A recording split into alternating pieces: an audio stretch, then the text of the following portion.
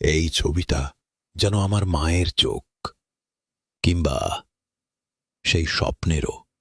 তুমি কি এই সব ছবিগুলো একাই আঁকো? হ্যাঁ, রং তো সস্তা, কিন্তু স্বপ্নগুলো খুব দামি। তুমি অসাধারণ! এত সুন্দর আঁকো, অথচ এই রাস্তায় বসে। শিল্পের দাম সবাই বোঝে না, ম্যাডাম।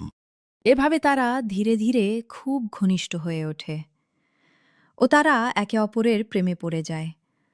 তুমি জানো, আমি ফ্যাশন ডিজাইনে পড়ি, কিন্তু তোমার মতো শিল্পী আমি জীবনে দেখিনি। আমি গরিব, আপনি বড়লোক। এই বন্ধুত্বটা সমাজ মানবে না। ভালোবাসা কি সমাজের কাছ থেকে অনুমতি নিয়ে আসে? তাদের একসাথে চলাফেরা করা কিছু বয়স্ক লোক দেখে ফেলে ও মেয়েটার বাবাকে সব বলে দেয়। ফুটপাতের ছেলের সাথে মেয়ের সম্পর্ক। লজ্জা হওয়া উচিত তোর। আপনার মেয়েকে ভালোবাসি, কিন্তু নিজের সম্মানটাও ভালোবাসি।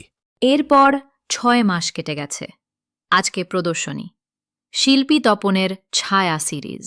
সব ছবিতে তো আমি ছায়া, আমিই তো।